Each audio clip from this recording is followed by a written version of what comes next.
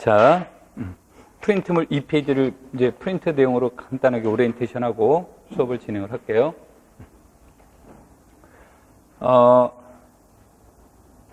이제 그 수업을 하는 것을 이제 우리가 본다면 2.1부터 시작하게 되는데, 위상공간, 연속사상, 거리공간, 수렴성, 분리공간, 컴팩트, 연결공간을 하게 되는데, 우리가 이제 이 수렴성 파트를 보시면 원래 이제 책에서는 뒤에 나오는 게 제1, 제2 가상공간 말고 필터 개념이 나오는데, 이제 그쪽은 우리가 학부 과정이 아니라서 필터 개념 쪽으로는 이제 진행을 하지 않을 거예요.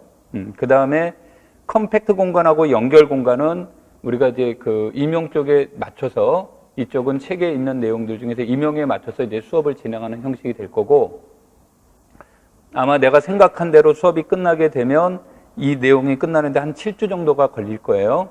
그래서 마지막 대주에는 이제 다른 내용을 가지고 정리하는 개념으로 이제 수업이 진행이 될 테니까 그렇게 이제 참고하시면 되겠고, 그 다음에 이제 진행 방법은 여기에서 내가 이제 맨 처음에 그 스터디할 공간이 없어가지고 스터디를 저걸 했다가 이제 그 몇 번 얘기를 해서 이제 스터디 공간을 이제 여기서 시간을 잡아놨는데, 그래서 여기에서 보시면 보고서 및 첨삭 및 보충을 했는데, 여기에서 이제 첨삭 및 보충이 이제 스터디와 관련된 내용들이 마지막에 그걸 참고로 해서 할 테니까 보시면 돼요. 그래서 우리가 이제 책에 있는 거 하고, 그 다음에 연습 문제 일부는 내가 수업 시간에 할 거고, 일부는 이제 스터디로 이렇게 하는 형식으로 수업이 진행이 될 테니까 참고를 하시면 되겠고요. 그 다음에 맨 마지막 보면 이제 내가 오늘 할 말을 어떻게 해야 되나 그래서 이제 여기다가 적어봤어요. 맨 마지막 페이지에.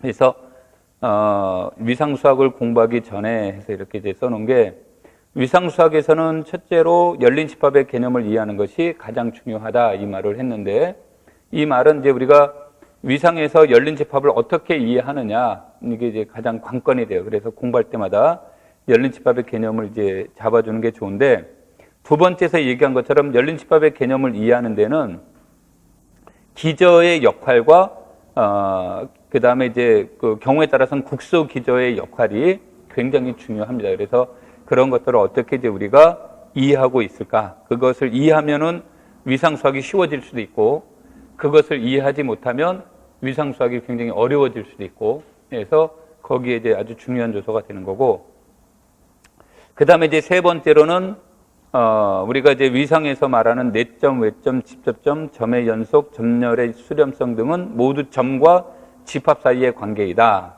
그래서 이 말들의 공통점은 점 해서 점에 대한 내용으로 쭉 나와 있죠.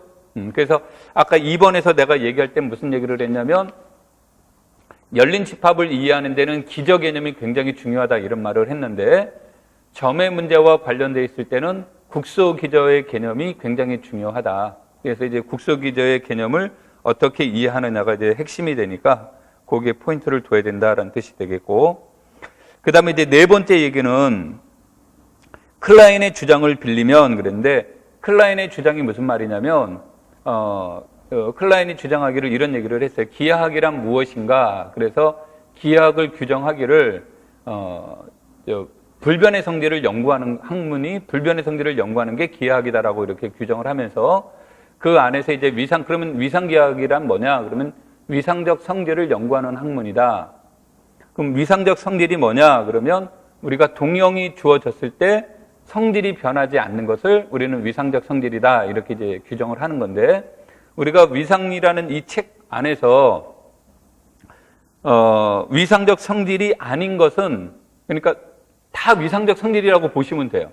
다 위상적 성질이라고 보면 되는데, 위상적 성질이 아닌 게 뭐가 되는 거냐면 유계성이에요. 그래서 이제 실제로 유계성이 이제 시험에 나온 적도 있었는데, 유계성을 제외한 나머지 내용들은 전부 다 위상적 성질이다. 그래서 이제 그렇게 이제 보시면 되겠고, 그런 것들의 보전성들이 우리한테 이제 하나의 중요한 요소가 돼요. 그 다음에 이제 다섯 번째, 거리 공간에 대한 개념에 대해서 설명을 했는데,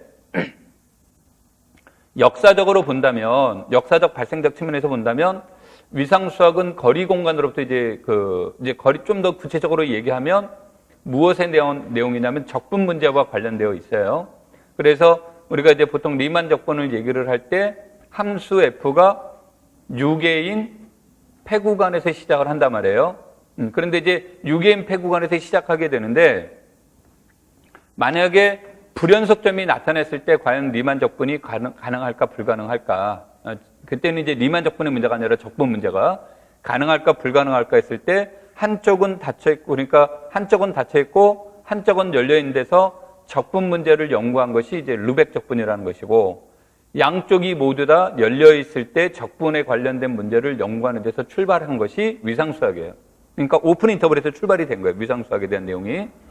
근데 이제 그것이 계속 발전이 되다가 칸토르에 의해서 오늘날의 위상수학이 형성이 된 겁니다. 그러니까 오늘날의 위상수학이라는 얘기가 이제 추상화되기 시작한 거는 칸토르 이후로 보는 거예요.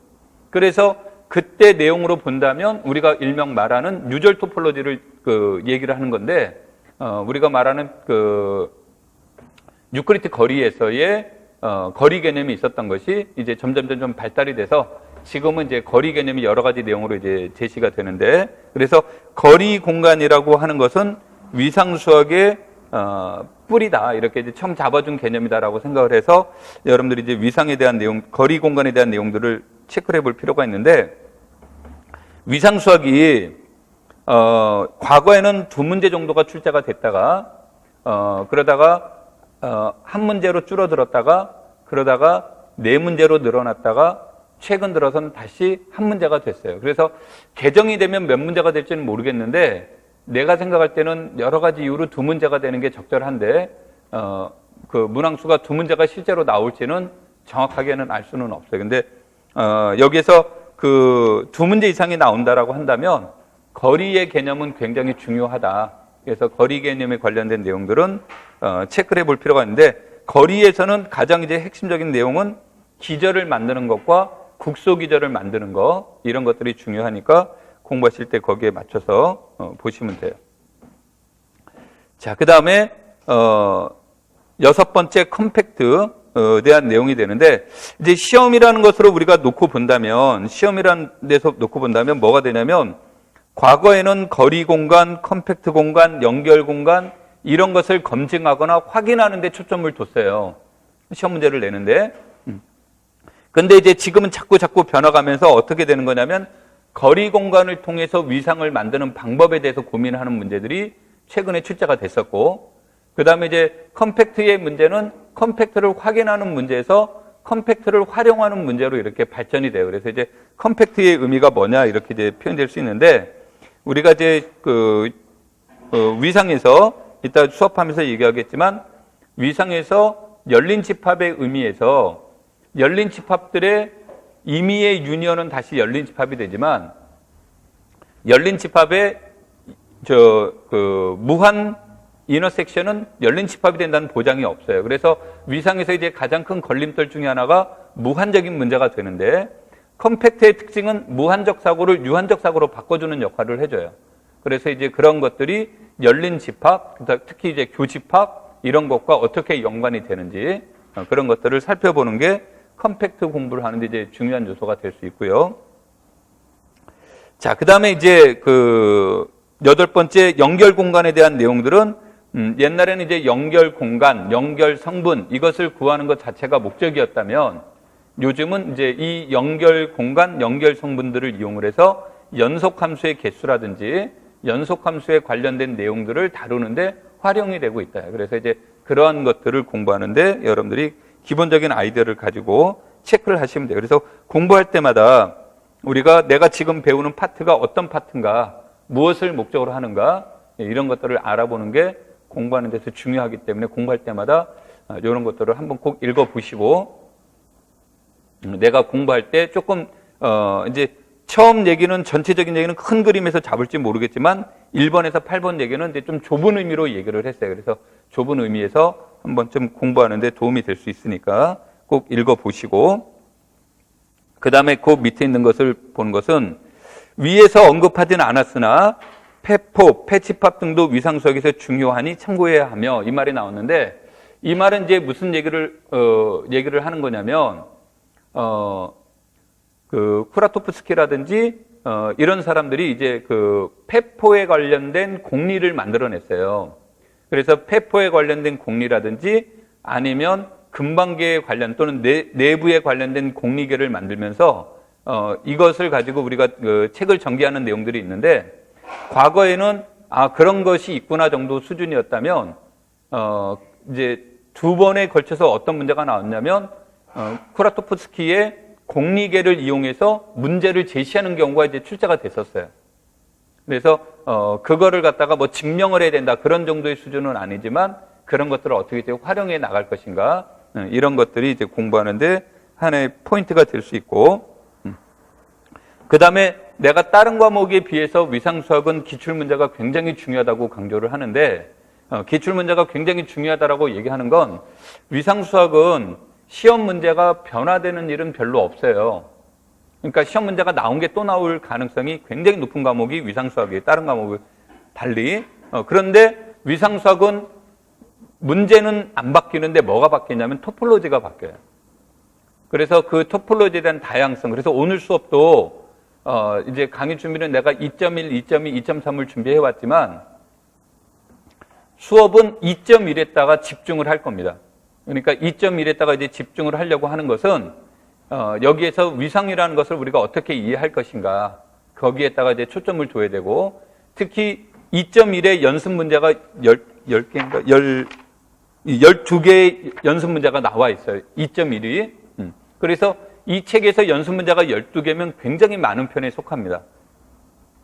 굉장히 많은 편에 속하는데, 이 12개의 이그젠플이 왜 중요하냐면, 연습 문제가 중요하냐면, 이 책에 있는 전반적인 모델화를 시키는데 얘가 대표적인 모델이 돼요.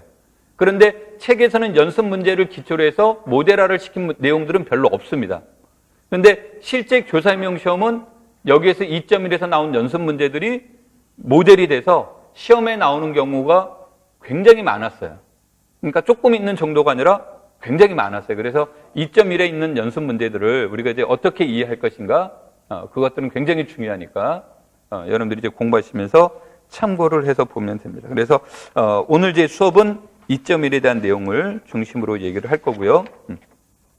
그 다음에 그 스터디는 이제 그 점심 먹고 스터디를 하게 되면 조금 힘들 수 있어서 이제 나중에 보겠지만 수업 후에 점심 배가 고프더라도 참고 스터디를 한 다음에 식사의 시간을 갖는 게 나을 것 같아서 스터디는 이제 그렇게 진행을 할 테니까 그걸 참고하시면 돼요. 자, 2.1부터 내용을 넘어가는데, 여러분한테 내가 참고하고 싶은 거는, 말하고 싶은 거는 1.2의 집합, 1.4의 순서 집합, 이 파트가 나와 있죠. 이 파트는 여러분들이 꼭 공부를 하셔야 되는데,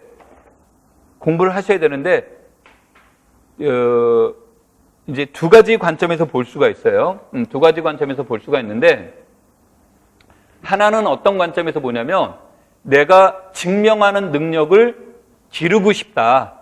내가 증명하는 능력을 기르고 싶다 그러면 1.2에 나와 있는 내용들을 증명해 보는 것은 공부하는 데 도움이 될 수 있다. 이런 내용이 되고, 그 다음에 내가 이제 그 위상이라는 과목을 이해하는데 얘가 도움이 된다라고 한다면 증명 없이 결과만 받아들여도 됩니다. 1.2에 대한 내용이. 그 다음에 1.4는 위상에서 본다면 굉장히 작은 부분이에요. 위상에서 본다면 1.4는 순서 집합에 관련된 내용은 굉장히 작은 부분에 해당되기는 하지만 그래도 가벼운 마음으로 읽어보고 하는 것들도 이제 중요하니까 1.2와 1.3은 반드시 읽어보는 것이 좋습니다. 그러니까 내가 이제 수업을 여기서 안 하려고 하는 것은 수업을 하게 되면 집합론에 관련된 내용들이라 시간이 한정없이 걸릴 수도 있고, 그리고, 이게 이제 집합에 대한 기본적인 것들은 알고 있다라는 것을 전제로 해서 이제 수업을 진행하려고 하기 때문에 수업은 따로 안 합니다만 1.2와 1.3은 반드시 읽어보도록 하십시오. 자, 2장 위상공간, 2.1 위상공간 내용부터 수업은 진행을 하죠.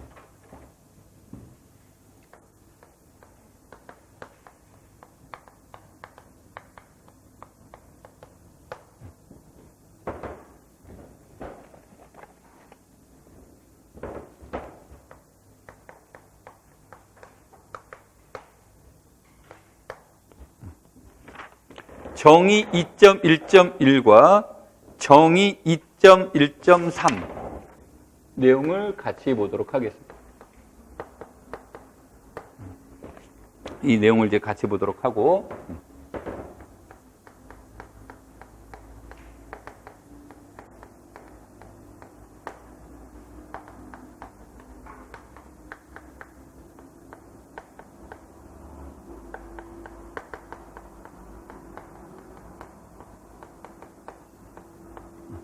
우리가 이제 멱집합에 대한 내용을 파워셋이라고 해서 이렇게 쓰기도 하고, X 속에 원소가 유한개 있으면, 즉 N개 있으면 X의 부분 집합의 개수가 2의 N승개 있다죠. 그래서 그 모양을 따서 2의 X라는 표현을 쓰기도 하고, 말을 다른 말로 바꾸면 X의 모든 부분 집합들의 모임을 2의 X다 이제 수업하면서 이렇게 이제 사용하도록 하겠습니다.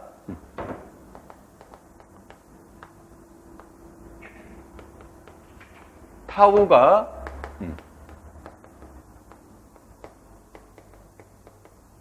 X상의 위상이다라고 하는 것은 다음과 같은 세 가지 조건을 만족하는데,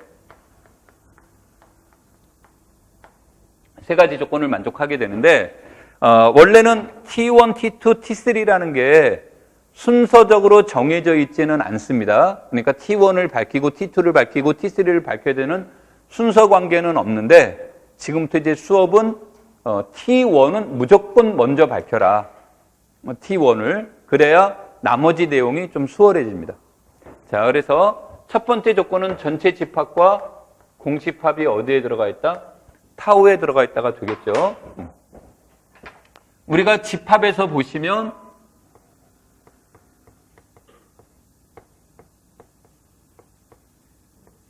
합집합에서 대상이 없으면 이것은 무엇이 된다냐면 공집합이단데, 여기에서 집합에서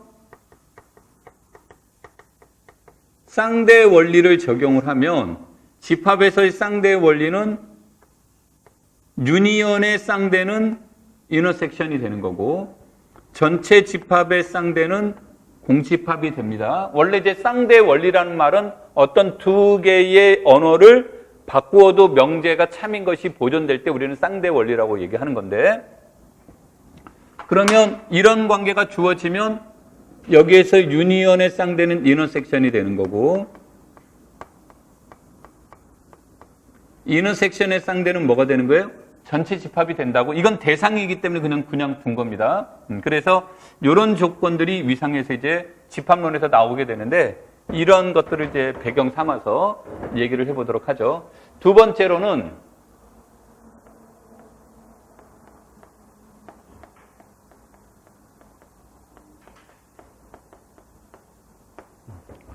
배가, 즉 이 배가 어디에 들어가 있는 거예요?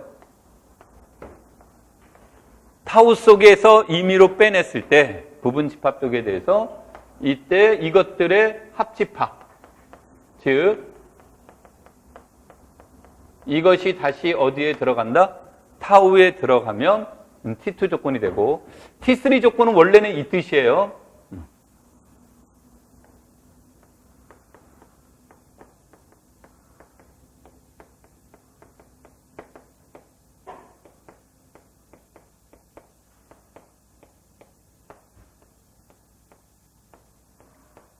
원 조건은 T3 조건이 이 조건입니다.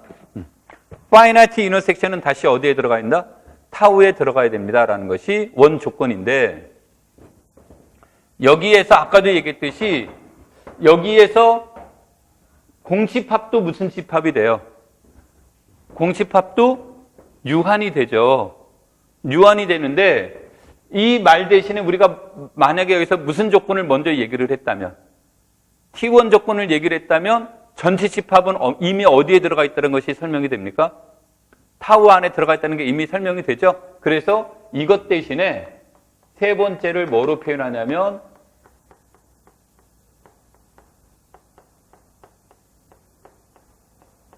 얘가 어디에 들어가 있다? 타우에 들어가 있다는 얘기를 합니다. 그러니까 세 번째 조건을 저걸로 바꾸려면 근본적으로 꼭 무엇이 언급되어야 된다요? T1 조건이 언급되어야만 요 얘기가 가능한 겁니다. 그러니까 T1 없이 T3를 저렇게 바꾸면 안 돼요. 됐죠? 그래서 이제 유한은 이 두 가지가 성립이 되면 수학적 귀납법에서 얘가 유한계의 교집합은 얼마든지 설명이 되는데 수학적 귀납법으로 설명이 못하는 게 대상이 없을 때예요.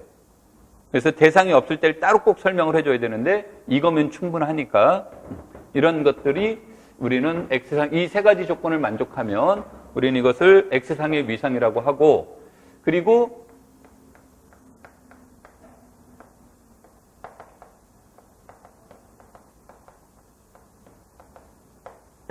우리는 X타우를 무엇이라고 한다? 위상 공간이다라고 이렇게 명명을 하고요. 그 다음에 여기에서 문맥상 어려움이 없다면 타우는 생략하고 X를 위상 공간이다라고 이렇게 명명을 합니다. 자, 이렇게 주어져 있을 때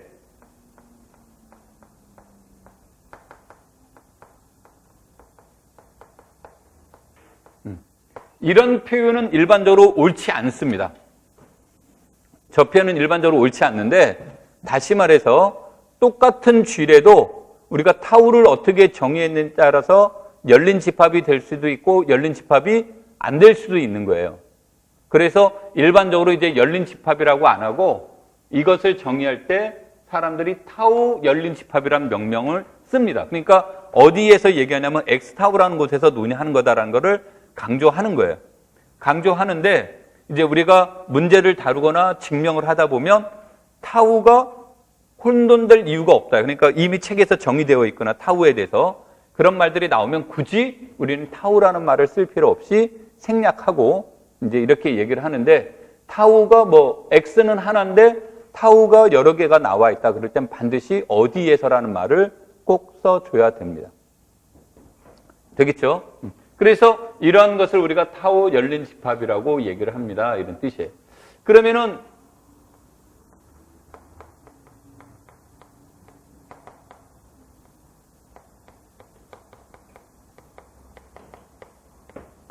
얘가 폐집합이다 또는 이제 닫힌 집합이라는 말로 요즘 많이 쓰죠.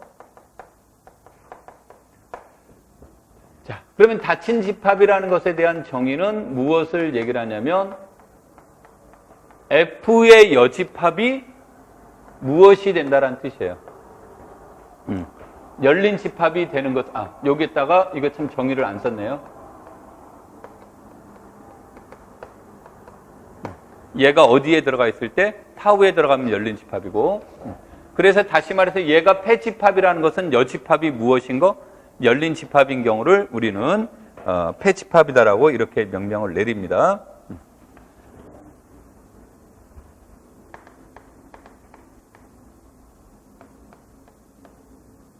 자, 그래서 이거를 기초로 해서 보면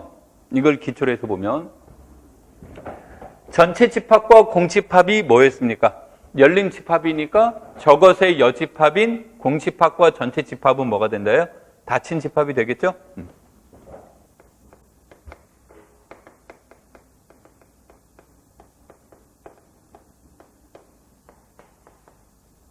그 다음에 이것들이 타우에 들어간다고 그랬으니까 이것의 여집합은 얘네들은 무엇이 되는 거예요? 폐집합이죠? 다시 말해서 폐집합들의 임의의 교집합은 무엇이 된다? 폐집합이다라는 뜻으로 내용이 바뀌어서 두 번째 내용은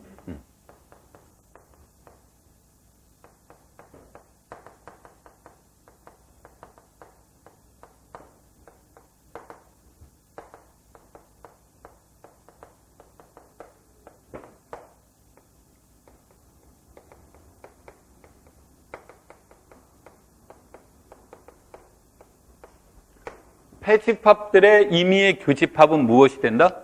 폐집합이 되더라 이런 뜻이 되겠죠? 그 다음에 세 번째로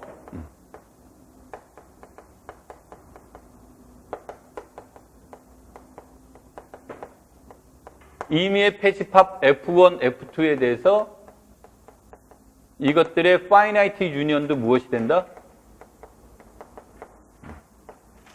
패치팝이 됩니다. 이런 뜻의 이제 논리가 되죠. 그래서 패치팝이라는 것은 이렇게 얘기가 되는데 이것을 가지고 토폴로지를 정의하는 사람들도 있고요. 이제 뭐 대표적인 사람이 이제 브루바키에 해당이 되는데 이것을 가지고 패치팝을 논의하는 사람들도 있고 대체적으로 T1, T2, T3를 가지고 패치팝을 논의하는 사람들도 있고요. 그 다음에 조금 우리가 오버해서 얘기하면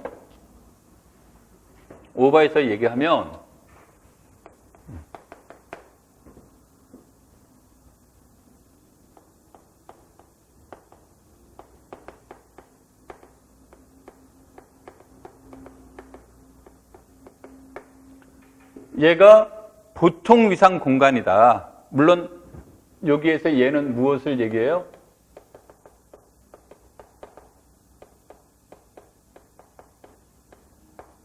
R은 실수 전체 집합일 때 이렇게 주어졌을 때 이것은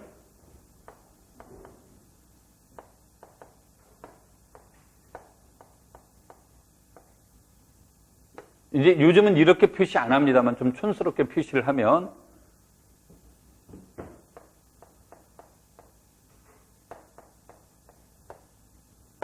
G가 무슨 집합이거나 공집합이거나인데 요즘은 요 표시를 안 해요. 이게 이제 요 표시를 안 하는 이유 중에 하나가 우리가 명제를 다룰 때 이런 말 있죠.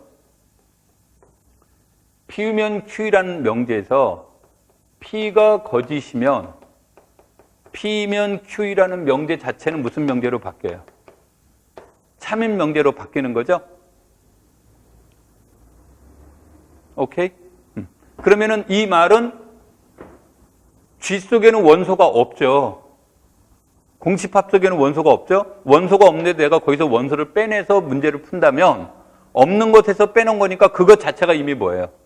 거짓이 돼서 그 전체 명제는 항상 뭐가 된다요? 참인 명제가 돼요. 그래서 예전에는 또는 하고 이렇게 구분을 했어요. 이제 시각적 효과를 주려고 또는 했는데 요즘은 이 표기는 잘 안 씁니다. 그래서 책 증명에서 적어 빠져 있는 책들이 굉장히 많습니다. 요즘은. 자, 근데 내가 이제 이렇게 얘기한 이유는 문제 풀다가 잘 모르겠으면 이렇게 여러분은 공집합인 경우와 공집합이 아닌 경우 이렇게 해서 나누어서 문제 풀면 돼요. 그러면 이제 이 얘기는 뭐가 되냐면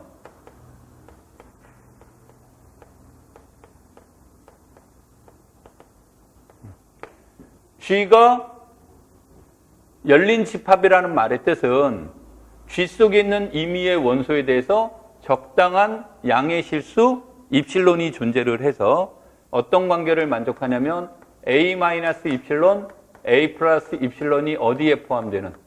G에 포함되는 이러한 것들이 입실론이 존재하면 우리는 G를 열린 집합이라고 하고 그러한 것들의 모임을 우리는 보통 위상이다라고 얘기를 하는 겁니다. 내가 아까도 얘기했듯이 그래서 우리가 이제 위상의 처음 시발점은 어디에서 된다고 그랬어요?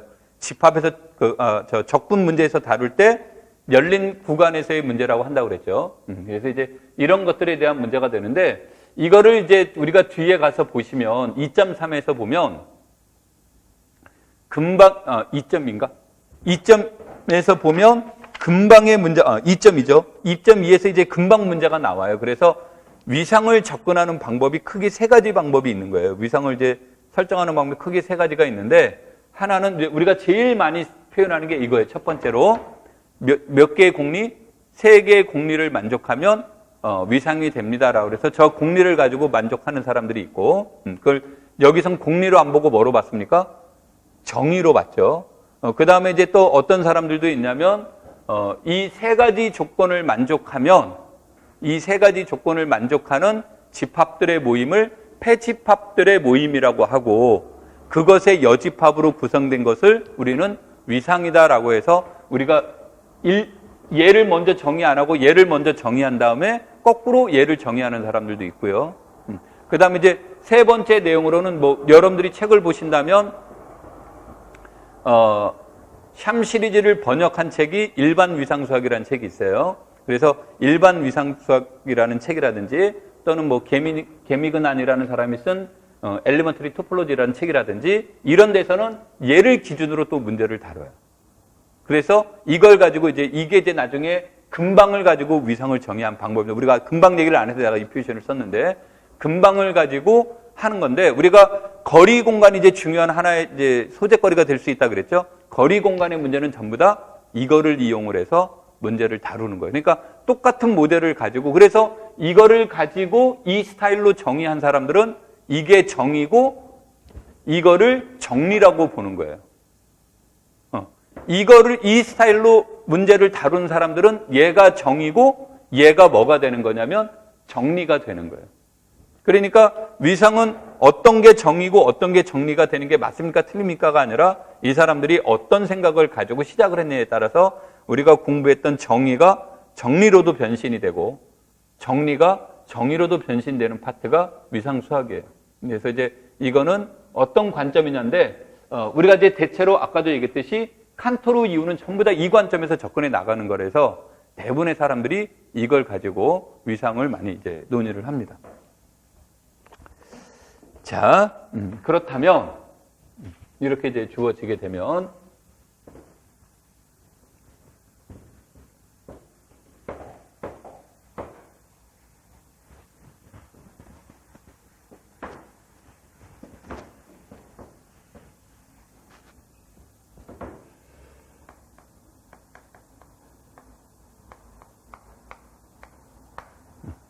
지금부터 수업은 조금 지루한 수업이 될 수 있을 겁니다. 왜냐하면 왜 지루한 수업이 될 수 있냐면 위상수학을 계속 위상 얘기만 계속해 나갈 거예요. 똑같은 얘기를 계속 반복적으로 해 나가는데 모델만 바꾸는 거예요. 모델만 바꾸는 건데 내가 앞에서도 얘기했지만 위상은 첫째도 열린 집합, 둘째도 열린 집합, 셋째도 열린 집합이에요. 그러니까 그것이 중요한 거기 때문에 귀찮더라도 하셔야 되고 그 다음에 더 중요한 건 우리가 지금 책의 시작점이에요. 맨 처음에 시작점인데 이 이거잼플들이 이 책을 이제 아까 내가 여러분한테 우리가 오늘 이제 앞으로 수업할 내용들을 얘기를 했죠. 그 내용과 전부 다 연계시켜 봐야 돼요. 그래서 여러분들이 이제 이 수업이 끝나게 되면 집에 위상수학 노트가 주어지면 이제 이런 식으로 노트를 만들 걸 권하는데 어떻게 되냐면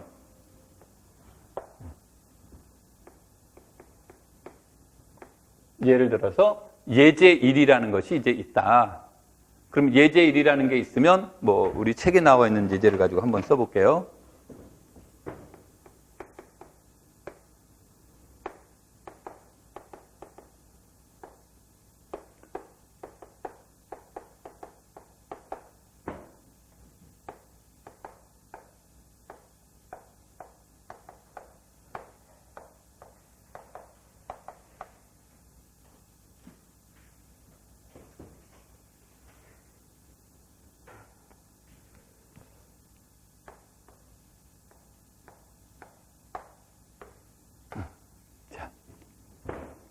이렇게 이제 주어지게 되면 책을 보시면 책은 얘 위치가 여기에 가 있어요. 이게 내가 진짜 아무 의미 없는데 나는 자꾸 의미를 부여를 해요.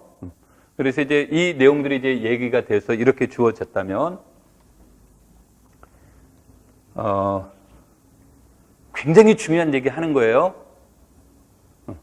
이것이 이제 주어지게 되면 우리가 오늘 수업하는 거는 얘가 위상입니다 밖에 수업할 내용이 없어요. 그런데 앞으로 해야 될 것들이 무궁무진하게 나온단 말이에요. 이런 모델들이. 그러면 이게 쭉 나오면 이거 두 개 무시하고요. 첫 번째로는 여기 첫 번째 얘가 무슨 집합일 때 문제냐면 얘가 유한 집합일 때의 스타일이에요.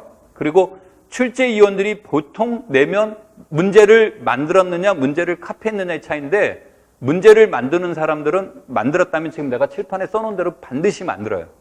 그래야 나중에 오류가 없어서. 카피를 한 사람은 뭐 책에서 카피했으니까 내가 뭐 말 못하겠지만 그러면 이제 뭐가 되냐면 맨 첫 번째 나오는 게 알파벳 순으로 얘기를 하면 A를 포함하는 가장 작은 열린 집합이 먼저 나오는 거예요. 첫 번째 나온 단어가. 그 다음에 두 번째 나와야 될 게 B를 포함하는 가장 작은 열린 집합을 자기가 마음속에서 만들어내는 거예요. 그 다음에 세 번째, 얘와 얘의 합집합이 나와야 돼요. 그럼 얘와 얘의 합집합은 뭐가 됩니까? A, B니까 이미 나와 있죠. 그 다음에 이제 뭐가 나와야 되냐면 C를 포함하는 가장 작은 열린 집합이 나와요. 이거는 만드는 거예요, 자기가 인위적으로. 그래서 이제 얘가 나왔죠. 그래서 이제 위상이 나중에 모순이 없으려면 얘와 얘의 합집합, 얘와 얘의 합집합이 나와야 돼요. 그럼 얘와 얘의 합집합은 A, B, C가 되고 얘와 얘의 합집합은 B, C가 되고 그래서 이제 다 나왔죠. 그 다음에 D를 포함하는 가장 작은 열린 집합이 나오는데 여기서 D를 포함하는 가장 작은 열린 집합을 뭐로 선택했어요? X로 선택한 거고 나머지를 합집합을 해주는 거예요. 그럼 수업하면서 내가 무슨 단어가 한 번도 안 들어갔냐면 교집합 얘기를 한 번도 안 했죠. 그렇죠? 그래도 자동적으로 위상이 돼버려요. 그렇게 만들어 놓으면. 근데 이제 책의 저자는 얘 만들고 얘 합집합 얘를 해놓고 나서 그 다음에 교집합으로 B를 만들어냈는데 일반적으로는 위상은 그렇게 안 만들어요.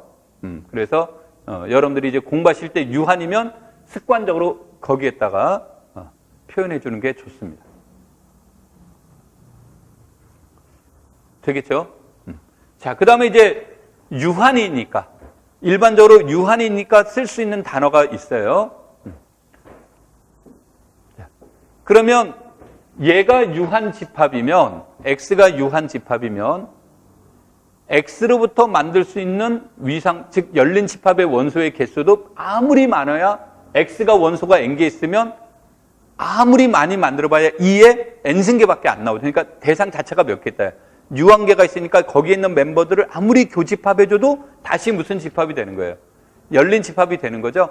그래서 얘가 유한일 때는 반드시 어떤 게 있냐면 가장 작은 열린 집합이라는 게 있단 말이에요. 즉 원소 A를 포함하는 가장 작은 열린 집합, 원소 B를 포함하는 가장 작은 열린 집합, C를 포함하는 가장 작은 열린 집합, D를 포함하는 가장 작은 열린 집합이 반드시 존재한다.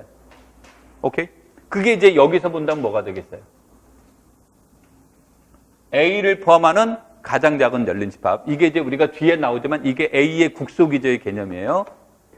B를 포함하는 가장 작은 열린 집합, B가 돼서 얘가 이제 B의 국소기저의 개념이 되고, C를 포함하는 가장 작은 열린 집합, BC, D를 포함하는 가장 열린 집합, X.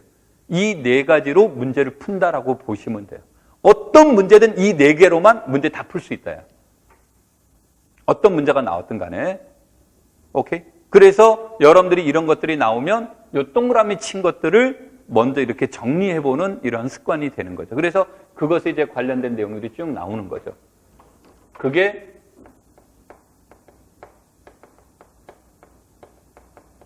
책의 진행 순서에서는 이 진행 순서가 아닙니다만 이런 것들을 이제 얘기를 해 두는 거예요. 됐습니까? 그 다음에 이제 여기에서 두 번째로는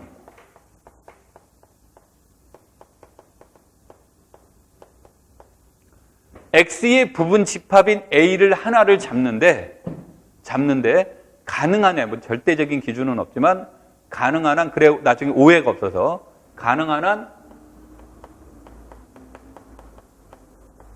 열린 집합도 아니고 무엇도 아닌 패집합도 아닌 X의 부분 집합을 선택해 주는 게 좋습니다. 그럼 뭐 여기에서 본다면 B, C, D 이런 것들이 나오겠죠. 그리고 여기에서 필요하다면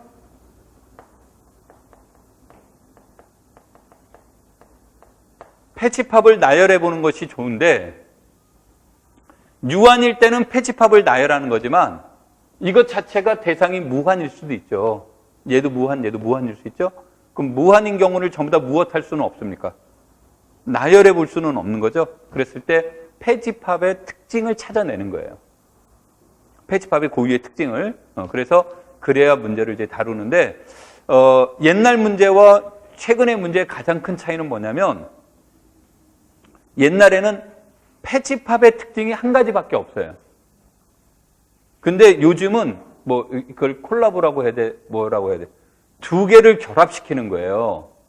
그러니까 두 개를 결합시킨 새로운 위상을 만들어 버리는 거예요. 그러다 보니까 그럼 열린 집합의 특징이 그래서 두 가지가 있는 거예요. A라는 것과 B라는 것의 합으로 만들어내는 거니까 A라는 곳에서 열린 집합의 특징, B라는 곳에서 열린 집합의 특징이 나타나요.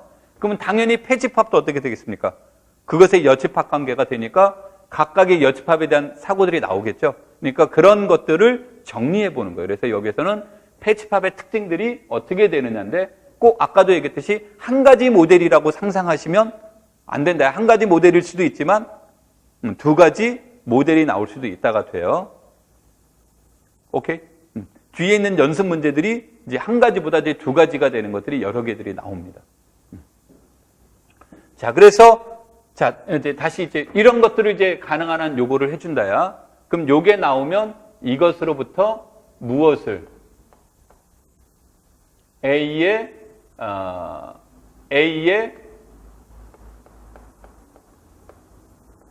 이 집합 A의 근방계라는 말은 없는데 원소의 근방계는 있죠. 그러니까 근방계는 여기서 표현하더라도 A의 근방, A의 내부, A의 외부, A의 경계, A의 도집합, A의 태포 이런 것들이 그러니까 집합에 관련된 내용들을 쭉 정리해 보는 거예요. 이런 것들을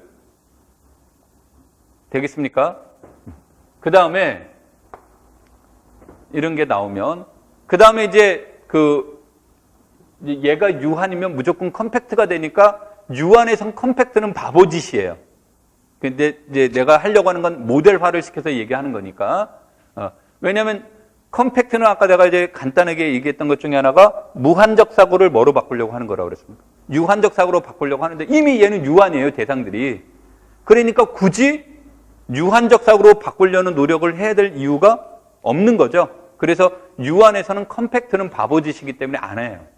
안 하는데 이제 그냥 얘가 유한인지 무한인지 안 따지고 얘기를 하면 반드시 무엇을 표현해 봐라요? 컴팩트성을 체크를 해보는 게 좋아요. 이게 됩니까? 그 다음에 컴팩트성을 체크를 해보는 게 좋고, 그 다음에는 이제 이 문제들이, 요 내용들이 나오게 되면, 그 다음에 얘네들이 연결 공간입니까? 아닙니까? 이것도 체크를 해보고, 연결 공간이라면 거기서 끝나는 거예요. 그냥 연결 공간, 그럼 뒷얘기 안 합니다. 그냥 끝 하고 끝내버리면 되는데, 연결 공간이 아닐 수도 있단 말이에요. 이제 우리 이제 비연결이라고 하죠. 연결 공간이 아닐 때는 무엇에 대한 고민을 해보시는 게 맞냐면, 연결 성분은 무엇일까요? 이런 것들을 알아보는 거예요. 되겠습니까? 자, 그런데 이제 이런 문제를 다루다 보면 이런 것들을 조금 더 효과적으로 풀 수 있는 방법은 없을까? 조금 더 쉽게 풀 수 있는 방법은 없을까를 고민해 보는 거예요. 그러니까 이거는 이제 다음 내용은 옵션이에요. 그러니까 절대가 아니라 옵션의 문제는 이런 문제들을 조금 더 쉽게 풀어볼 수 있을까 없을까를 고민하는 것이 무엇의 문제가 되냐면 이게 중요해서 노란색이 아니야. 옵션이라고 얘기했습니다. 제1 가상 공간인가요? 아닌가요? 제2 가상 공간인가요? 아닌가요?를 체크해 보는 거예요. 그러니까 이거를 체크하려고 하는 것들 중에 하나는 이게 이제 되면 가산이니까 가산의 가장 큰 특징은 뭐예요? 번호를 붙여줄 수 있다죠. 번호를. 1번, 2번, 3번 이런 식으로. 그렇죠? 비가산은 무엇이 불가능합니까? 번호를 붙여줄 수 없다가 돼. 그럼 번호를 붙여줄 수 있으면 이제 무슨 문제가로 연결될 수 있냐면 수열의 문제로도 연결될 수 있고 다양한 문제로도 이제 발전될 수 있고 그 다음에 이제 제2가산의 가장 큰 특징은 뒤에서 나오지만 축소의 의미가 있어요. 가면서 자꾸 무엇되는 거 축소시키는 문제로 발전시킬 수 있다가 돼서 이제 이런 것들이 좋은 게 있고 그 다음에 이제 이것이 분리공간의 문제인데 분리공간은 T0, T1, T2, T3, T4 이렇게 가는데 우리가 점과 연관되는 대표적인 내용은 T1과 T2예요. 그래서 T1의 최대 특징은 모든 유한 집합은 폐집합이라는 것을 보장을 해주는 거예요. T2의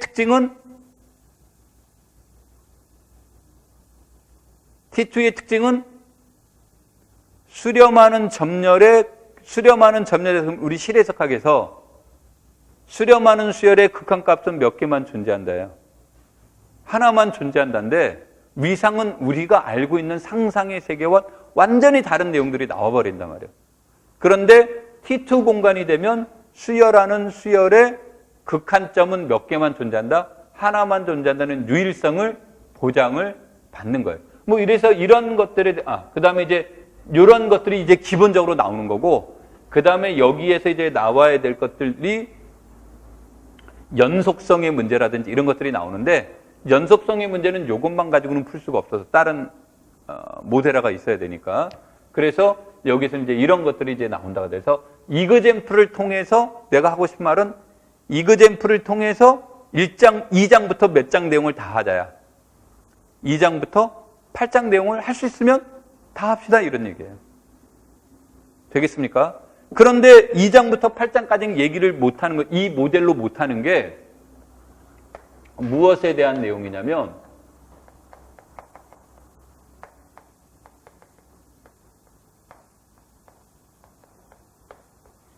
연속과 위상수학은 대상이 하나만 가지고는 안 되죠. 그러니까 얘네들은 대상이 몇 개가 있어야 돼요. 최소한 정역이라는 대상과 공역이라는 대상이 최소한 두 가지의 대상은 가지고 있어야 되겠죠. 그래서 이제 두 가지를 가지고 하는데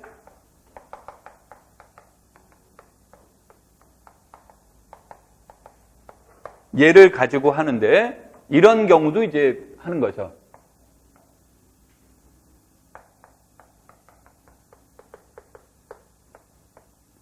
타우1과 타우2가 비교 가능한 대상. 즉 비교 가능하다라고 하는 것은 x와 y가 같은 집합일 때 타우 x와 타우 y의 포함 관계를 논의 줄 수 있느냐 없느냐, 이런 것들에 대한 문제, 이런 것들을 이제 비교 가능한 모델이라고 이제 볼 수 있고, 그 다음에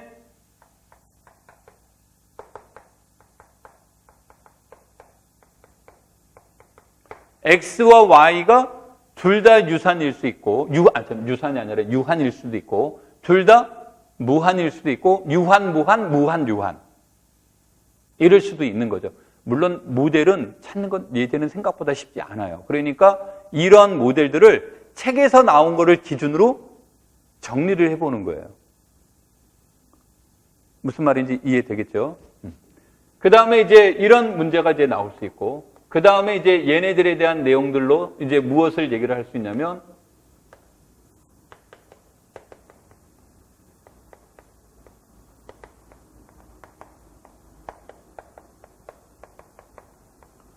우리가 이제 수업 내용에서 나오는 컴팩트일 때, 연결일 때, 비연결일 때, 그 다음에 거리 공간일 때 등등등 X, Y에 대한 모델을 무엇화시킨다야? 다양화시키는 거예요. 그러니까 어차피 연속은 내용이 하나밖에 없어요. 그러니까 연속을 내겠다면 연속에서 물어볼 내용은 변하지가 않아요. 그러니까 똑같은 내용 가지고 문제를 계속 내는 거예요. 그러니까 변한다면 뭐를 변화시키냐면 모델을 변화시켜요. 무슨 말인지 이해되겠습니까? 그래서 이런 것들을 이제 만들어 놓는 거죠. 그럼 이렇게 만들면 아마 여러분들이 한 20장에서 30장 정도면 위상수학 정리가 깔끔하게 처리되어 있을 겁니다. 20장에서 30장. 그 정도면 안 많은 거죠? 대단. 그렇게 해서 이제 정리해보는 시간을 꼭 갖도록 하십시오. 이게 이제 맨 마지막에 공부할 때 이제 대한 내용이 돼요. 자, 그래서 이제 예제로 이제 보시면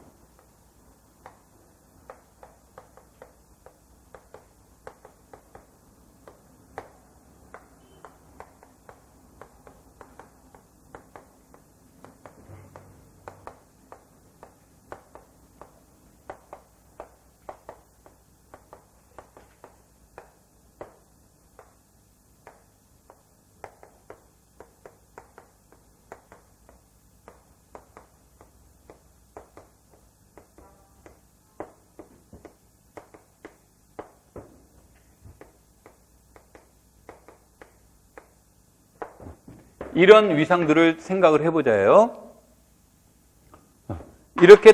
이렇게 생각을 하면, 아까도 이제 내가 얘기를 했듯이, 요 놈은 X타우2에서는 무슨 집합이 되는 거예요? X타우2에서는 열린 집합이지만, X타우1에서는 뭐가 됩니까? 열린 집합이 아닌 거죠. 그래서 이런 문제가 나올 때 꼭 내가 눈에 얘기하는 게, 어디에서 열린 집합이라는 말을 써야만 문장에 혼돈이 없겠죠. 되겠습니까? 그래서 이럴 때는 꼭 비교를 하시는 게 좋고, 그 다음에 이제 여기에서 그러면 패집합은 뭐가 되는 거예요? 이런 패집합을 할 때는 그냥 모양 따지지 말고 꼭 순서대로 해주는 게 좋습니다.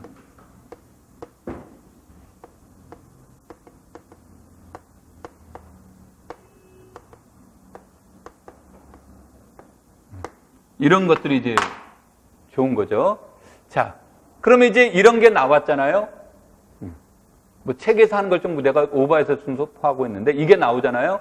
그러면 이 문제에서 지금 이제 요것 가지고 수업하는 거예요. 여기에서 본다면 D를 포함하는 열린 집합은 뭐밖에 없습니까? 요거밖에 없죠. D를 포함하는 열린 집합은, 그렇죠? 근데 거꾸로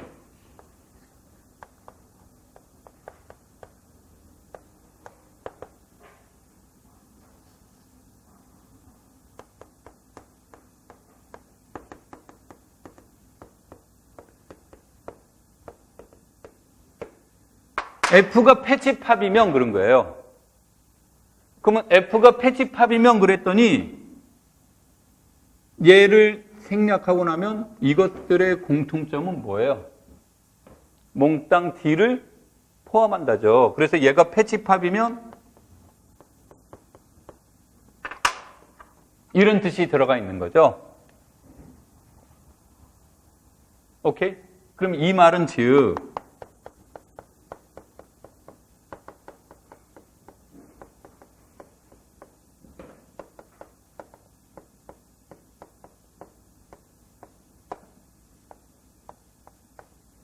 F1과 F2가 서로 소인 패집합 이렇게 물어본다면 얘네들은 공집합이 아니면 무조건 공통원소로 뭐는 갖는 거예요. 얘네들은 D를 가지니까 서로소가 될 수 없죠. 그럼 서로소가 된다는 얘기는 말을 바꾸면 뭐가 돼요? 둘 중에 하나는 공집합이어야 되는 거죠.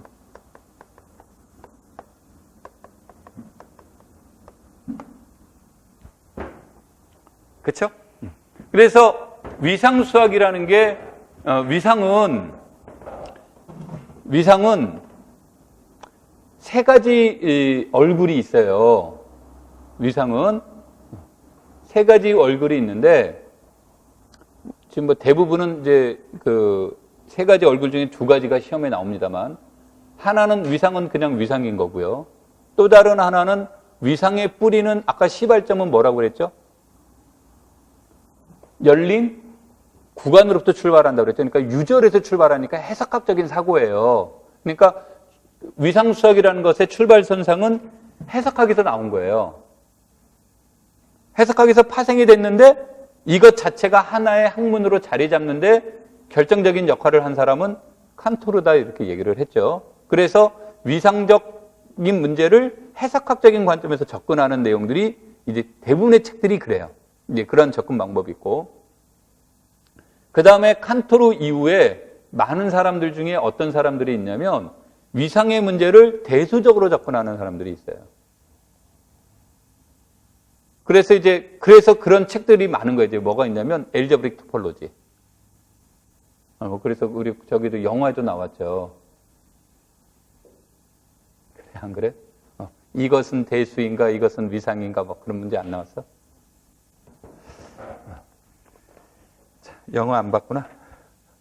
자, 다시 엘제브릭 토폴로지라는 말에서 대수적 관점에서 접근하는 내용들이 있는데 대부분의 지금까지 시험 문제나 틀은 대수적인 데서 접근하는 내용들은 없었는데 억지를 쓰면 한 번 나왔어요. 억지를 쓰면 그 억지를 쓰면 한 번 나왔는데 그 한 번 나온 문제가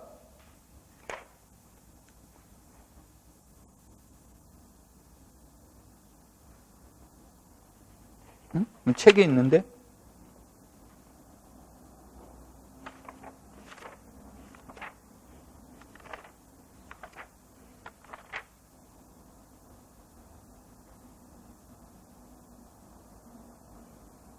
참 신기합니다. 내가 어저께 강의 준비할 때 분명히 해서 했던 문제가 있는데 2.1의 10번 2.1의 10번 문제 같은 경우가 정수론 문제와 연결이 된 거예요. 이런 문제들이. 근데 이것 가지고 얘가 대수와 위상의 만남 그렇지는 않습니다. 대수와 위상의 만남이라는 것은 이그젠플 가지고 바꾸는 게 아니라 무엇을 가지고 얘기하냐면 대수적인 성질을 위상적인 관점으로 재조명해놓은 문제라든지 또 거꾸로 위상의 문제를 대수적 관점으로 재조명해놓은 문제인데 우리는 그거는 학부에서는 다룰 그 범위는 아니에요. 그렇지만 하여튼 이제 그런 관점, 세 가지의 관점으로 볼 수가 있어요. 내가 이 얘기를 하는 건 우리가 보통 위상수학은 추상수학이기 때문에 추상적인 관점으로도 접근해야 되지만 이렇게 유한적인 문제가 나오면 꼭 이런 것들을 읽어봐야 돼요. 이런 걸 찾아보는 게 문제 푸는 열쇠가 되는 겁니다. 그래서 이게 뒤에 가서 나오겠지만 뒤도 한참 뒤에 가서 나와야 되지. 한 6주차 그때쯤 나올 얘기지만 그래서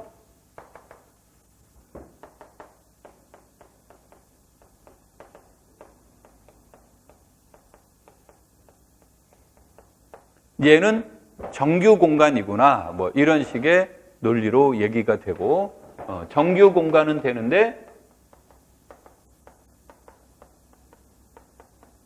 얘는 정식 공간은 안 되는 그런 모델이에요.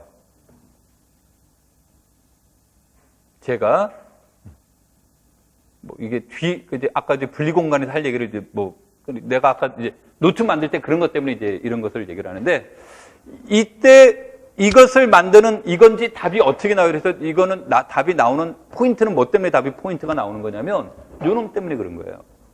공집합이 아닌 모든 패치팝은 무조건 뭐를 원소로 갖는다? D를 원소로 갖는다. 열린 집합의 입장에서 보면 D를 원소로 갖는 열린 집합은 무엇밖에 없다요. 전체 집합밖에 없습니다. 이게 이제 문제의 포인트가 되는 거예요. 그럼 이제 저걸 가지고 문제를 개발시켜 나가는 거예요, 사람들이. 저 문제를 가지고. 그래서 여러분들이 이제 문제를 다룰 때 항상 이런 것들을 체크를 해보는 거고, 그래서 이제 이런 내용들이 나오면 나중에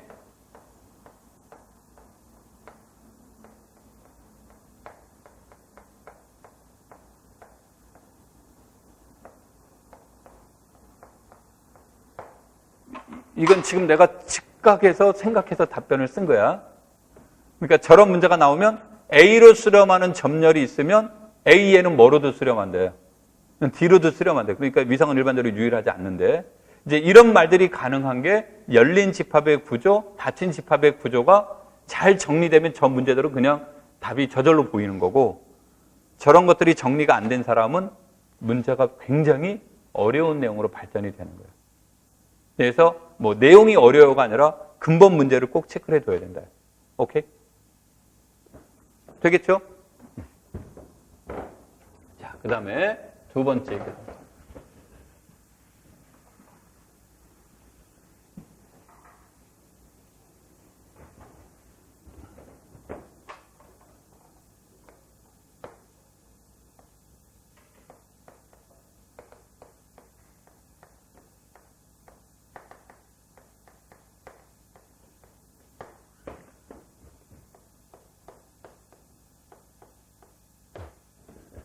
자, 저 말은 이거죠. 멱집합을 타우로 놓은 거죠. 그럼 멱집합 안에는 말로 얘기하면 전체 집합과 공집합은 멱집합 안에 들어가 있으니까 T1 조금 만족됐죠.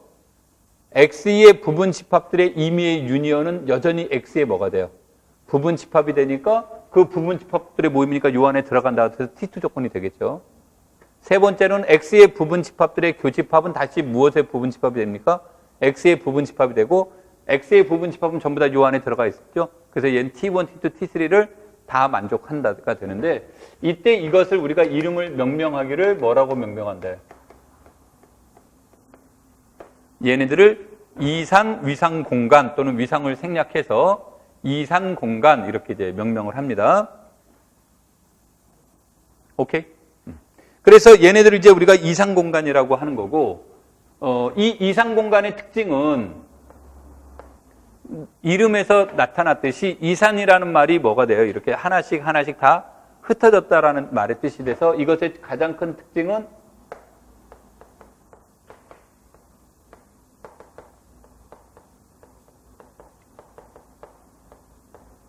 싱글톤 셋들이 전부 다 무슨 집합이 된다? 열린 집합이 들어요. 그래서 나중에 X가 이상 공간임을 보이시오라고 문구를 냈다면 이걸로 안 밝히고, 그럼 얘가 타우가 얘라는 뜻이잖아요. 그렇죠? 얘를 밝히는 게 어려우니까 제일 쉬운 것으로 임의의 싱글톤 셋이 무슨 집합이며 열린 집합인 위상은 이산 위상밖에 없습니다. 이런 뜻이 되겠고, 그 다음에 이제 두 번째로는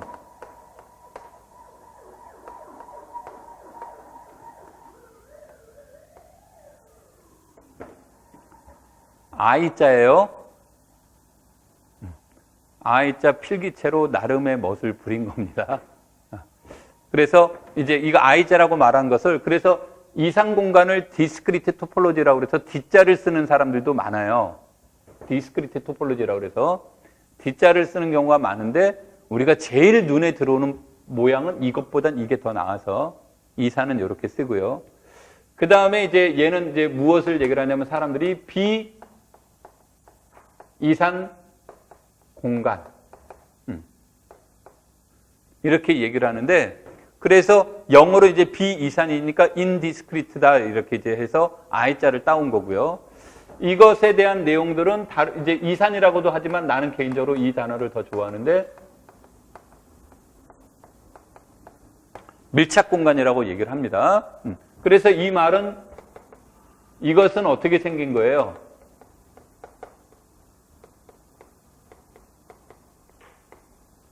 열린 집합이 달랑 몇 개만 있는 거. 전체 집합하고 공집합만 있는 거죠. 그래서 이것을 분석하는 건 이렇게 분석하는 거예요.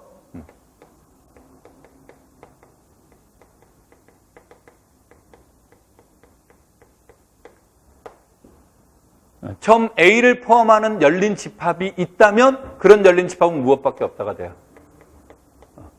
점을 포함하는 열린 집합이 있다면 이렇게 된다가 되겠죠?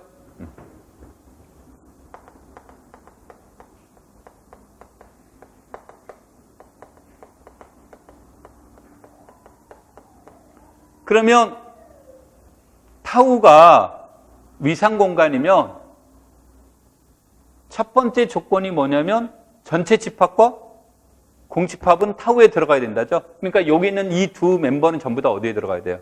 타우에 들어가서 이렇게 안에 들어간단 말이에요. 얘가. 그렇죠?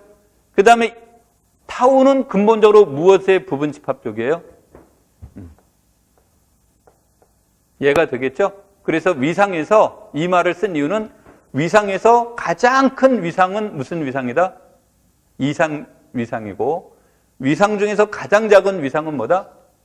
비이산 또는 이제 밀착이라는 말로 쓰게 돼요. 근데 이제 사람들이 이런 말들을 얘기를 하면 얘가 열린 집합이 많다는 것은, 대상이 많다라는 것은 열린 집합을 섬세하게 표현했다는 뜻이고, 타우 속의 멤버가 적다라는 얘기는 열린 집합의 표현이 좀 조잡하다, 거칠다 이런 말을 써요. 그래서 이런 표현 관계가 되면 이 둘만 비교를 하면 타우는 얘에 비해서 거칠다. 이 X는 타우에 비해서 섬세하다. 이런 말들을 사용을 하는데 그 언어는 중요하지 않습니다. 중요하지 않고 아까도 말했듯이 위상 중에서 가장 작은 이 위상은 무슨 위상이다? 이산 위상이다. 위상 중에서 가장 큰 위상은 무슨 위상이다? 이산 위상이다. 이렇게 두 가지를 꼭 기억하시고, 이산의 특징은 싱글톤 셋은 무조건 무슨 집합이다? 열린 집합이고, 비이산, 밀착의 특징은 원소를 갖는 열린 집합은 무엇밖에 없다? 전체 집합밖에 없습니다. 이렇게 번역해 두는 게 좋습니다. 되겠죠? 자, 그래서 우리가 44페이지에 있는 예제 2.1과 2.2 2.1.2와 2.1.3 얘기를 했습니다. 그 다음에 여기에 칠판은 따로 안 썼지만 아까 내가 예제 2.1.5 즉 보통 위상도 내가 얘기를 했죠. G가 열린 집합이 되려면 해서 G가 공집합이거나 G가 공집합이 아니라면 A를 포함하는 열린 점 임의의 원소 A에 대해서 적당한 입실론이 존재해서 열린 구간 A-입실론, A 플러스 입실론이 G에 포함되어야 됩니다라는 문구로 설명했던 거 기억나죠? 이게 이제 우리가 보통 위상을 얘기를 했던 게 책에서 본다면 예제 2.1.5예요. 그 다음에 이제 예제 2.1.4. 이제 대표적인 이제 모델들로 얘기가 되는데 조금만 쉬었다 하도록 하죠.